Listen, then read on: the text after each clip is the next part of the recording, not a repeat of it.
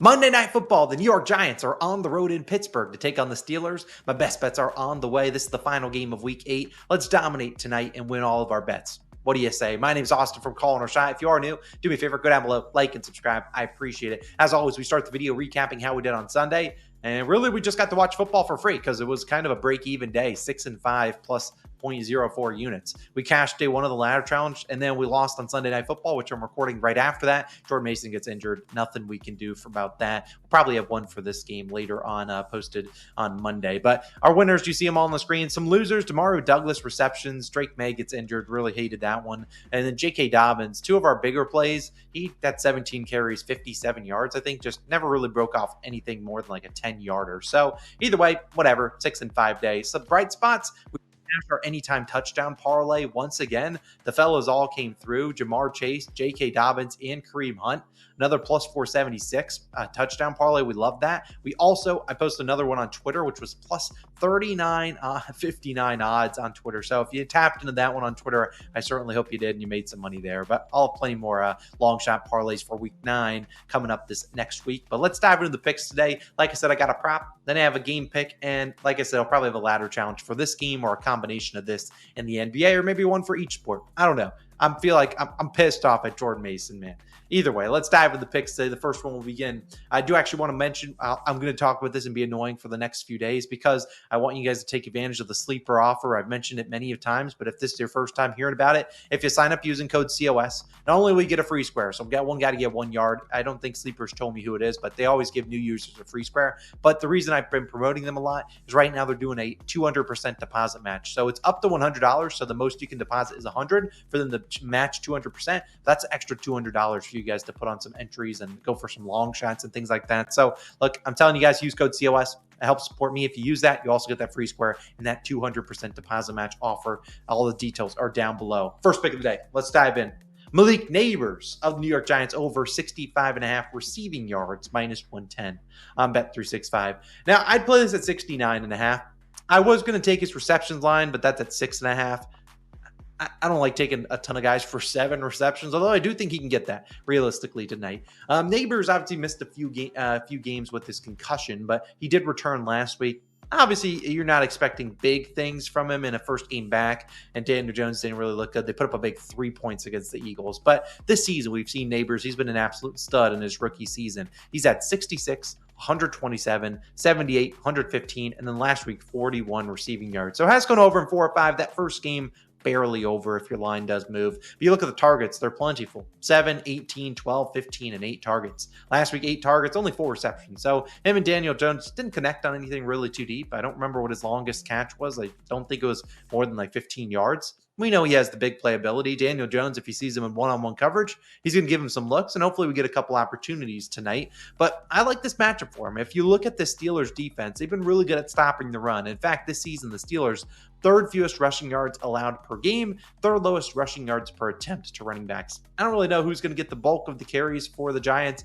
Is it Devin Singletary, Tyrone Chasey? I don't really know, but I don't think either of them are going to have a lot of success. So I think you're going to see the Giants have to lean on Daniel Jones' arm a little bit. And I think he does some things on the hit with his legs as well. But I think you're going to see a lot of Malik Neighbors. And that's his number 1 guy. Look, they are not afraid to have this guy run any different route all over the field. It's not like you can line up one corner and he's going to shut him down the whole game because they move him around the whole field. He's running slants, ins, outs, curls, fly routes, everything you name it, he's running those routes. And we've actually seen some wide receivers have success against the Steelers pass coverage. 10 wide receivers so far this season in about 7 games, I think, have had 4 or more receptions against the Steelers. All 10 of those guys at 50 yards, 6 of them at 60 plus.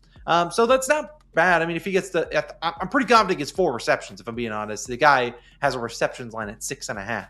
So 4 plus is probably like minus 1,000. So they're really confident he gets the 4. I'm sure the 50 yards isn't going to do us much. Heck, even 60 won't. But this is some Malik Neighbors, and he's one of the best wide receivers in the league. Still a rookie, but man, he is an absolute stud on prime time.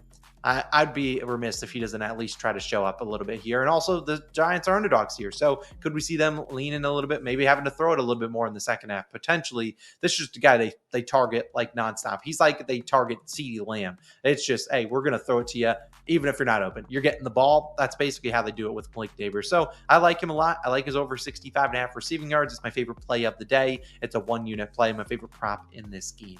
My second play is going to kind of be me talking about who I think wins and covers in this game, as well as, it's going to be my official pick, and that is going to be the Steelers team total under 21.5 minus 120 on BetMGM. I'm only playing this for a half unit. You guys kind of know how I do these primetime games and only do a 1-unit play and then a half unit play. I don't normally want to have 3 to 4 units on one singular game. You can do that. I just feel like all it takes is one injury or one defensive touchdown and everything could go wrong for you. So instead I risk 1.5 units typically per game. Then we also have maybe a 1-unit risk on the ladder challenge, which we'll probably do for this game. Why am I feeding the Steelers though? Now, so far this season, and obviously you can take it at 20.5, but if you've watched football, you would know 21's a key number. 3 touchdowns, 21. We still cash this one. Points scored against the Giants this season. I put them in numerical order. This is not how they've been scored this season, but it felt like it was easier for you guys to see. 15, 17, 20, 20, 21, 28, and 28 points. So only 2 teams have actually gone over this line. A couple have gotten really close. The 2 teams, the Eagles and the Vikings. The Vikings in week 1, and then the Eagles last week, 28-3. The Steelers, if you back their offense the last 2 weeks, they've been on a fireworks show. 37 points against the Jets, and then 32 points against the Raiders. So they've been putting up a ton of points. However, can we really say the Raiders defense is great? No. And the Jets fan, a Jets defense, I'm a Jets fan. Is their defense good? No. Their defense is pretty bad. And also Aaron Rodgers threw 3 interceptions and really set up that offense. Basically threw a pick 6. They got tackled at like the 1 or 2 yard line. So I look at this spot here and I think everything looked good last week for Russell Wilson, but does it look great this week? I feel like every Steelers fan is riding a high like, ooh, Russell Wilson might be the guy that takes us over the hump. And then he hits you with the classic Russell Wilson of the last 1 to 2 years, where just is a nasty. And I think this could come here because this is a tough matchup. The Giants have been a pretty good defense this season. And while they haven't been the greatest team at stopping the run, last week they gave over 10 yards per carry to their ex-teammate Saquon Barkley.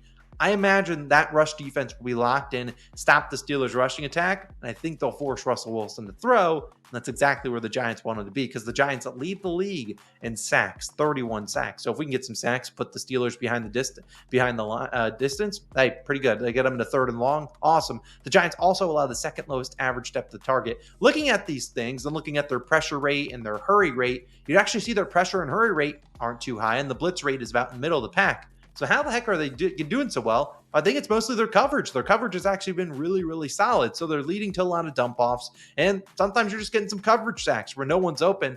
I think that could be the case here today. Last week, we saw Russell Wilson just chucking it up deep to George Pickens. And George Pickens was making some crazy catches. That's what he's going to do. I don't know if he's going to have as much success doing that this week.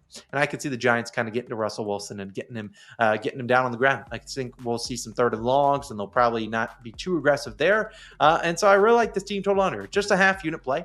If you ask me who I thought won and covered in this game, still think that the Steelers probably win, but I do like the Giants plus the 5.5. I just like this team total under 21.5 a little bit more. I don't want to trust anything about that Giants offense besides getting the ball to Malik Neighbors. I don't want to trust him in the red zone to put up points. Just get the ball to Neighbors, let him do his thing, get his 70 yards, and then I don't care what the heck you guys do. Just don't turn it over and gift the Steelers points is all I ask. So my 2 picks in this game are going to be Malik Neighbors for 1 unit is over in receiving yards, then a half unit Steelers team total under 21.5 at minus 120. You can take it at 20.5, which a couple bucks do have, but obviously it's pretty integral to get that extra point, in my opinion. Obviously you do whatever you want. It's your money, but I like that 20.5 if I can get that. So those are my favorite picks. A reminder, sleeper, great offer right now. If you sign up using my code COS, I'll link it at the top of the description. Not only we get a free square, which is probably going to be on, I don't know, it might honestly be on Malik Neighbors or Najee Harris. You'll also, or maybe one of the QBs, you'll also get that 200% deposit match. I've only been promoting it a ton this week because it expires on Halloween, October 31st on Thursday.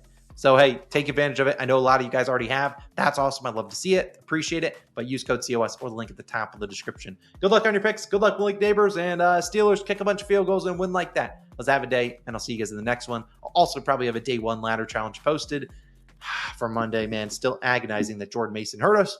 And, yeah, we got caught. But I'll see you guys in the next one. Peace.